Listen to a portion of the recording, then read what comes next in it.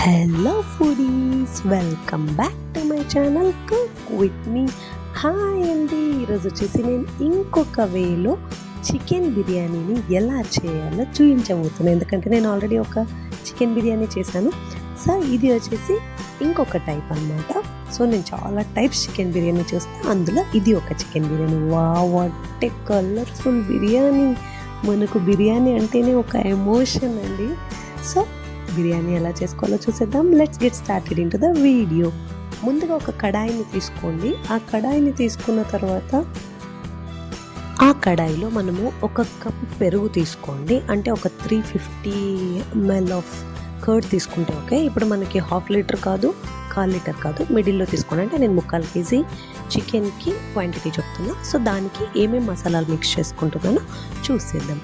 ముందుగా 2 స్పూన్స్ కారం, అలానే 1 స్పూన్ ఉప్పు,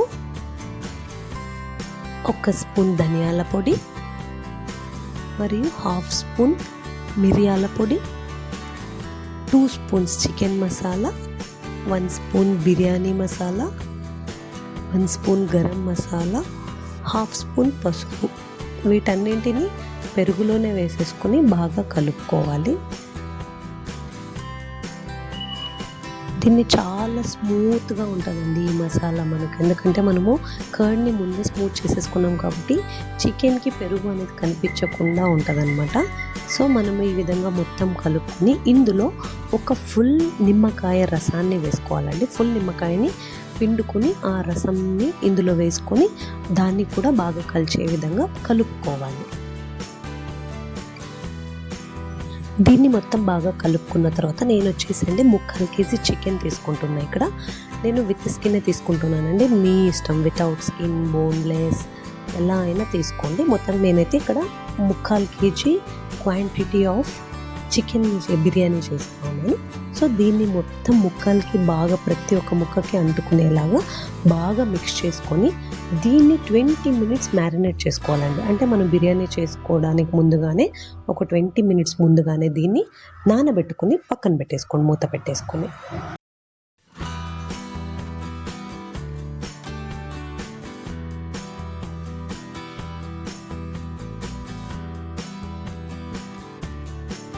ఈ చికెన్ని మూత పెట్టేసుకొని పక్కన పెట్టేసుకుని తర్వాత స్టవ్ ఆన్ చేసుకుని ఒక పెద్ద కడాయి పెట్టుకోండి. ఆ కడాయిలో 3 చిట్టీలు ఆయిల్ వేసుకుంటున్నాను నేను. 3 చిట్టీలు ఆయిల్ వేసుకొని ఆ ఆయిల్ మొత్తం బాగా కాగిన తర్వాత ఒక పెద్ద ఉల్లిపాయని చిన్న చిన్న స్లైసెస్గా కట్ చేసుకోవాలండి. నిలువుగా కట్ చేసుకోండి. మధ్యలో గంటులాగా ఉంటుంది కదా, దాన్ని తీసేసుకున్నారు అంటే మీకు ఇలా విడివిడిగా వస్తుంది అనమాట. సో అప్పుడు మనము దీన్ని వచ్చేసి ఫ్రైడ్ ఆనియన్ కోసం నేను యూజ్ చేస్తా ఉన్నాను. మనకు ఫ్రైడ్ ఆనియన్ స్మెల్ అనేది చాలా బాగుంటుంది బిర్యానీ. ఈ ఫ్రైడ్ ఆనియన్ చేసేటప్పుడు అండి మనం ఎప్పటికే కానీ లో ఫ్లేమ్లో పెట్టకూడదు. స్టవ్ లో ఫ్లేమ్లో పెట్టుకున్నామంటే మనం కర్రీ చేసుకునేటప్పుడు ఆనియన్ ఎలా అయిపోతుంది, మెత్తగా ముద్ద ముద్దలా అలా అయిపోతుంది అనమాట. సో అందుకనే ముందుగా మనం హై ఫ్లేమ్లో పెట్టుకొని ఆనియన్ వేసుకొని తర్వాత మీడియం ఫ్లేమ్లోనే వీటిని కుక్ చేసి మీకు అయినంత త్వరగా ఇవి ఫ్రై అయిపోతాయి. లేదు అంటే ముద్ద ముద్దలో వచ్చేస్తాయి. చూడండి ఎంత బాగా వచ్చినాయో. దాని స్మెల్ ఉంటుంది బిర్యానీలో, చాలా అంటే చాలా బాగుంటుంది. సో అందుకనే మీరు మీడియంలో పెట్టుకొని ఈ ఫ్రైడ్ ఆనియన్స్ని ఫ్రై చేసుకొని వాటన్నింటినీ తీసేసి పక్కన పెట్టేసుకోండి. ఇప్పుడు ఆనియన్ని పక్కన పెట్టుకున్న తర్వాత అదే కడాయిలోకి ఇంకొక పెద్ద ఆనియన్ స్లైసెస్ లాగా కట్ చేసుకొని చిన్న చిన్న కట్ చేసుకొని దాన్ని వేసుకోండి. అలానే ఇప్పుడు చూపించిండేది మీకు స్పైసెస్ అండి. బిర్యానీ స్పైసెస్ అంటే మీకు రెడీగా ప్యాకెట్ దొరుకుతుంది. మీకు ప్యాకెట్ దొరకట్లేదు అంటే మీరు మార్కెట్కి వెళ్ళేసి ఇట్లా బిర్యానీ ఐటమ్స్ అంటే కనుక పక్కా ఇస్తారు. సో ఆ బిర్యానీ ఐటమ్స్ని మొత్తం ఇందులో వేసేసుకొని ఒక 1 minute వరకు మనం ఫ్రై చేసుకోవాలి. అందులోనే 2 పచ్చిమిర్చిని చిన్న చిన్న ముక్కలుగా కట్ చేసుకొని వేసుకోండి. కొన్ని కరివేపాకు వేసుకొని దాన్ని బాగా కలుపుకోండి.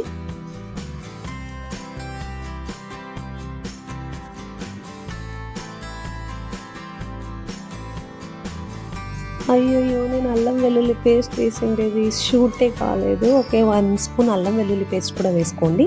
అలానే ఒక టొమాటో, పెద్ద టొమాటోని చిన్న చిన్న ముక్కలుగా కట్ చేసుకొని దాన్ని కూడా వేసుకొని ఈ టొమాటో మొత్తం మగ్గేదాకా వేయించుకోవాలి. ఓకే, ఇప్పుడు టొమాటో అయితే వేగిపోయిందండి. మనకు కొంచెం ఒక గుప్పెడు పుదీనా ఆకుల్ని తీసుకొని వాటిని చిన్న చిన్న ముక్కలుగా కట్ చేసుకొని ఆ పుదీనాను కూడా ఇందులోనే వేసుకొని ఫ్రై చేసుకోవాలండి. ఇది ఒక 2 మినిట్స్ వరకు ఫ్రై అయిన తర్వాత మనం ఇందాక మ్యారినేట్ చేసి పెట్టుకున్న చికెన్ ఉంది కదండి, ఇది వచ్చేసి 20 మినిట్స్ నేను మ్యారినేట్ చేసుకున్నానండి. ఆ చికెన్ని మొత్తం స్పాచులా సహాయంతో దాన్ని పెరుగు మొత్తం వేసుకోవాలండి. ఎందుకంటే మనం ఇక్కడ వితౌట్ వాటర్ అనేది కుక్ చేసుకుంటాం కాబట్టి మీరు వాటర్ ఎక్కడ కూడా యాడ్ చేసుకోవద్దండి. సో అందుకని మనం పెరుగు ఎక్కువ వేసుకుంటున్నాం కాబట్టి ఇంకా చికెన్ కుక్ అయ్యేటప్పుడు మనకు చికెన్లో కూడా వాటర్ వస్తుంది. సో ఆ వాటర్లోనే సరిపోతుంది. కానీ మీరు మరి ఎక్స్ట్రా వాటర్ వేసుకున్నారు అంటే కనుక మనం ఏదో పప్పన్నం కలుపుకొని తింటున్నట్టు ఉంటుంది, కానీ బిర్యానీ కన్సిస్టెన్సీ అనేది ఉండదనమాట. సో అందుకని మీరు ఎక్కడ కూడా వాటర్ యాడ్ చేయకోకుండా ఈ చికెన్ని ఇలానే ఉడికించుకోండి. మీడియం ఫ్లేమ్లో పెట్టుకొని, మరి లో పెట్టుకోండి, లేట్ అయిపోతుంది.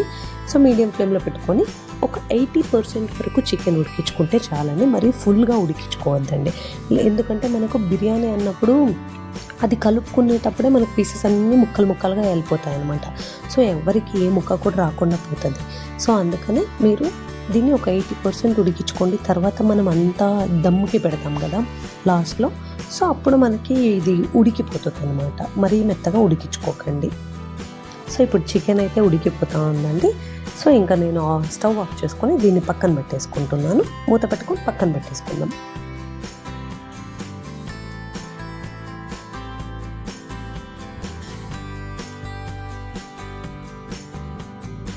ఇప్పుడు ఒక బౌల్ తీసుకోండి. ఆ బౌల్లో నేను 1.5 గ్లాస్ రైస్ వేసుకుంటున్నానండి. మనకు బాస్మతి రైస్ లేదంటే అది బిర్యానీ టేస్టే రాదు. So almost basmati rice prefer చేయండి బిర్యానీకి. ఇన్ కేస్ మీకు అది నచ్చదు, మేము నార్మల్ దాంతోనే చేసుకుంటామంటే okay, same process, but rice ఒకటే చేంజ్. ఒక బౌల్లో బియ్యాన్ని తీసేసుకొని మీరు వాటిని ఒకసారి వాష్ చేసి వాటర్ పారేసుకొని మరి వాటిని నానబెట్టుకోండి, పక్కన పెట్టేసుకొని.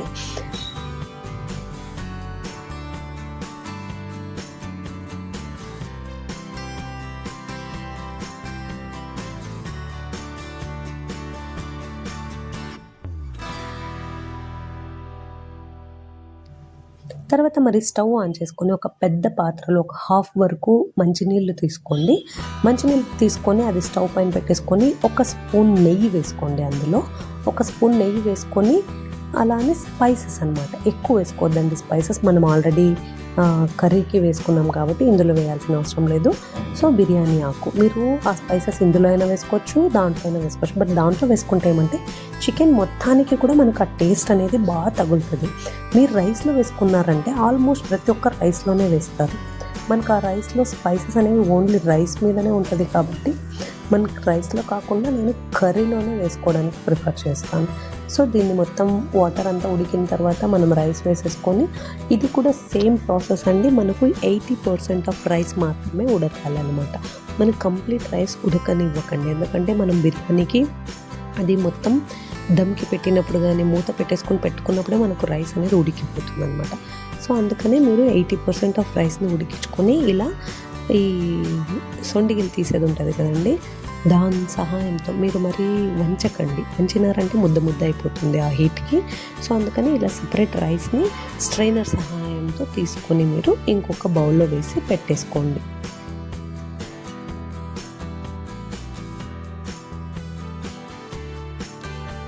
ఈ రైస్ని మొత్తం పక్కన పెట్టేసుకున్న తర్వాత మరీ స్టవ్ ఆన్ చేసుకొని దాని మీద ఒక పెనం పెట్టుకోండి. మనకు రొట్టి పెనం ఉంటుంది కదా, ఆ పెనంని పెట్టుకొని ఆ పెనం మీద ఇందాక మనం రైస్ ఉడికించుకున్నామే ఆ రైస్ వాటర్ అంతా పారవేసుకొని ఆ పాత్రని పెట్టుకోండి. ఆ పెనం మీద పాత్రని పెట్టుకోవాలి. మనం డైరెక్ట్గా పాత్రని పెట్టేస్తే మనకు రైస్ కానీ గ్రేవీ కానీ మొత్తం మాడిపోతాయి అన్నమాట. సో అందుకని మనము డైరెక్ట్ ఫ్లేమ్ కాకుండా ఇండైరెక్ట్గా కుక్ చేయాలి దీన్ని. సో చిన్నగా ఒక లేయర్ రైస్ వేసుకొని దాని మీద ఒక లేయర్ చికెన్ వేసుకోండి.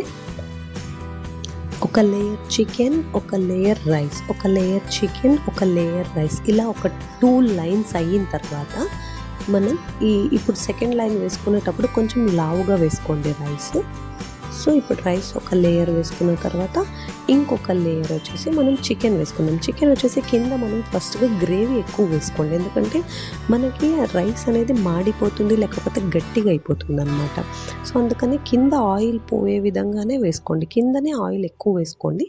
సో నెక్స్ట్ అంతా మనం పీసెస్ వేసుకున్నా సరిపోతుంది అనమాట. సో ఇప్పుడు మనం సెకండ్ లైన్ వేస్తున్నానండి. ఇది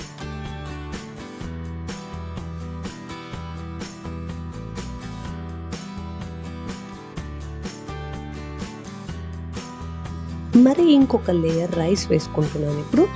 ఈ ఇందాక చూడండి ఫస్ట్ రైస్ వేసా, చికెన్ వేసా, మరి రైస్ వేసా, చికెన్ వేసా, ఇప్పుడు రైస్ వేసుకుంటున్నాను నేను. ఈ రైస్ వేసుకున్న తర్వాత దాని మీద చికెన్ వేసుకోండి. మనకు చికెను రైస్ రెండు అయిపోయే విధంగా ఎన్ని లేయర్స్ వస్తే అన్ని లేయర్స్ వేసుకోండి మీరు.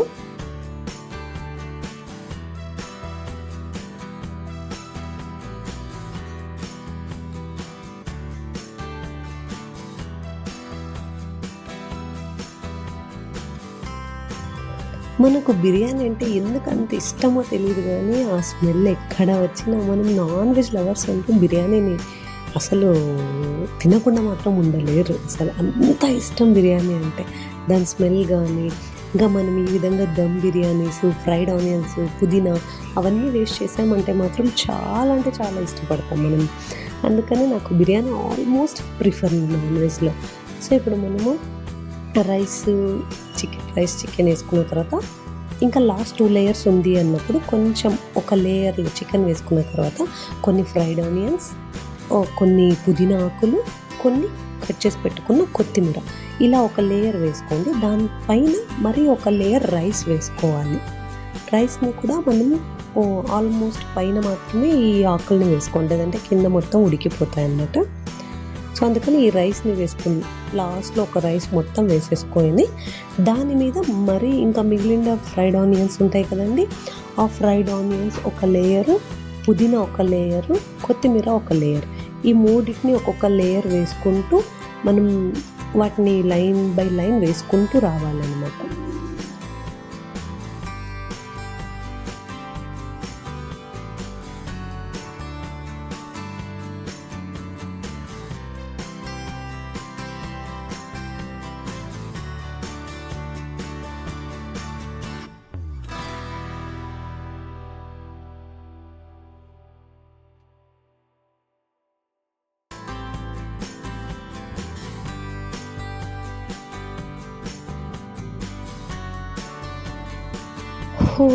అయిపోయిందండి లైన్ బై లైన్ లేయర్ వేయడం. సో దాని తర్వాత ఫైనల్ టచ్ మనకిది, లేకపోతే బిర్యానీ లుక్కే రాదు. సో మనకు ఫుడ్ కలర్ ఉంటుంది కదా, ఆరెంజ్ కానీ రెడ్ కానీ ఏదైనా పర్లేదు, మీతో ఏ ఫుడ్ కలర్ ఉంటే ఆ ఫుడ్ కలర్లోకి వాటర్ యాడ్ చేసేసుకొని కొన్ని వాటర్ వేసుకొని దాన్ని బాగా కలుపుకొని ఇలా పైన లేయర్ మీద అలా రౌండ్గా ఒక లైన్ వేసేసుకోండి. దాంతోపాటు ఒక స్పూన్ నెయ్యిని దానిపైన అలా అలా అలా వేసేసుకోండి. వేసుకున్న తర్వాత మనం మూత పెట్టేసుకొని ఒక 15 minutes వరకు లో ఫ్లేమ్లోనే, మీరు డైరెక్ట్ స్టవ్ మీద పెట్టట్లేదు, మీరు కింద పెనం పెట్టుకున్నారు కాబట్టి 15 నిమిషాల వరకు మనం దమ్ పెట్టేసుకుంటే రెడీ అండి chicken biryani. Thanks for watching.